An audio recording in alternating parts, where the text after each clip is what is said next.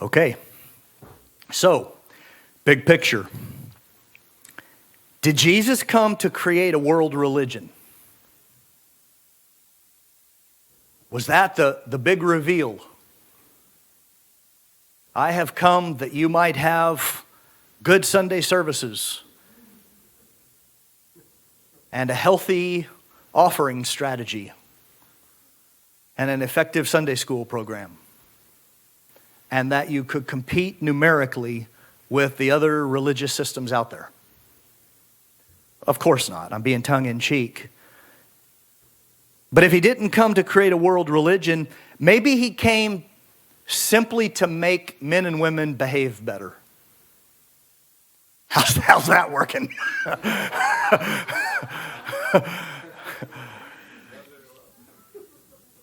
Did Jesus come to create a world religion? Is Christianity the big goal of God? Is nicer people?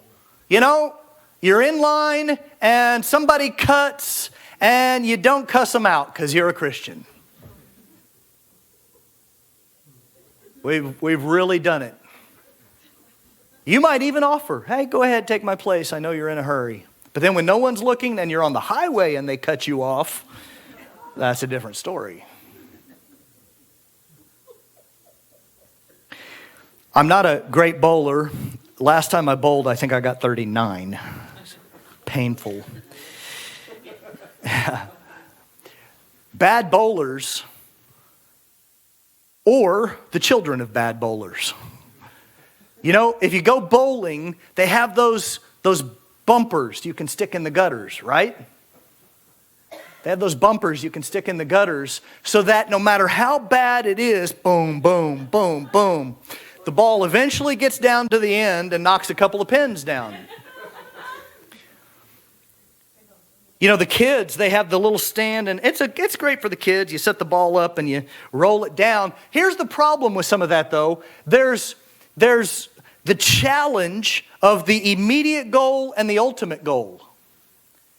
And the bumpers essentially cause us to think, I'm trying to avoid the gutters. That becomes bowling. When I go bowling with the bumpers, my goal is to avoid the gutters. That's not actually the point of bowling. The point of bowling is to knock the pins down. And if I spend all of my time just trying to avoid the gutters, I might actually still achieve a semblance of the end result, the ultimate goal. I might even think I'm doing bowling, but I'm really just bouncing balls and avoiding the gutter. And I'm never going to mature in the skill if those bumpers stay in place. We have settled in this life of faith that those bumpers are worth the illusion of holiness. If people can just stay out of the gutters, we'll call it a win. If they might bounce around a little bit, but if they don't fall off the wagon completely, we just kind of keep them bouncing around. They eventually get there. Ball comes back. You get another try. But we aren't actually producing disciples that know how to stay the course and hit the target and love the strength of that and walk in the strength of that. We're just producing anemic and weak disciples who just bounce around without purpose and without internal fortification. And there is no real possession of the fruit of the Spirit, but they aren't doing a bunch of the bad stuff because we've trained them how not to do that enough that we call it making disciples. The gospel is the news that Jesus Christ, here's a statement.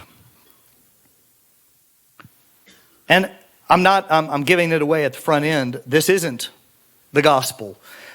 But we could try to package the gospel in so many ways that sound good that we could agree with it. And here's an example. I could say the gospel is the news that Jesus Christ, the righteous one, died for our sins and rose again, eternally triumphant over all his enemies, so that there is now no condemnation for those who believe, but only everlasting joy. That's the gospel. Man, that sounds pretty good, actually. That's a better version than some I've heard. It's beautiful, it's glorious, it has many of the right components, but it's also faulty. Because the gospel is not a system that primarily describes how people get saved. We have made the gospel primarily the gospel of salvation. But Jesus preached the gospel of the kingdom. Paul talked about the good news. The angels proclaimed good news, not just salvation, but good news that spanned thousands of years of the purpose of God to produce sons and daughters on the earth. There's great joy. It's not just a system to produce salvation. A better version, still not complete, but we could talk about the gospel as the proclamation of a perfect king and his perfect kingdom invading our broken world to redeem and restore humanity and elevate us to fellowship with him forever. I like that. That's kind of like, what was it in,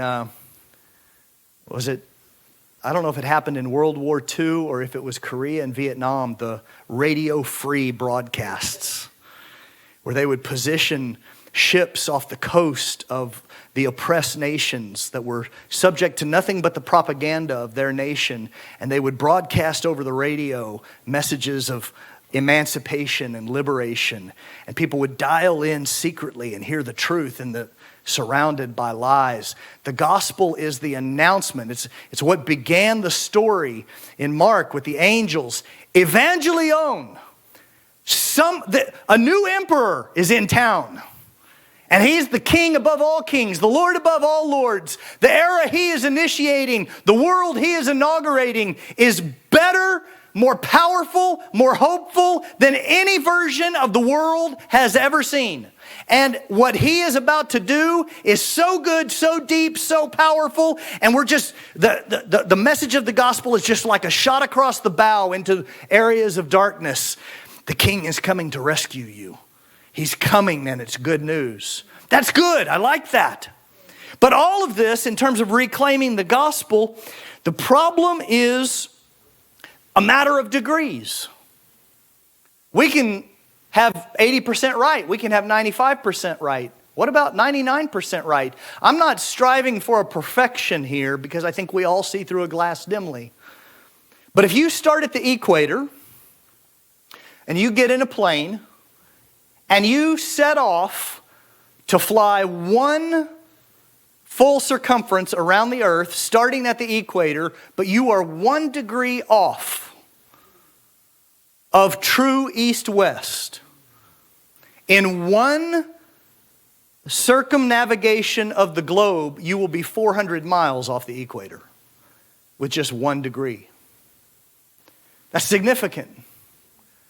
1 degree. How many of us would go, man, 1 degree? I'd be happy if I could just define something within 1 degree of off. But now multiply not one loop around the world, but decades, centuries, even millennia of a good news that is just a degree off here or a degree off there. And before long, we're in Antarctica wondering, right? Why is it so cold at the equator?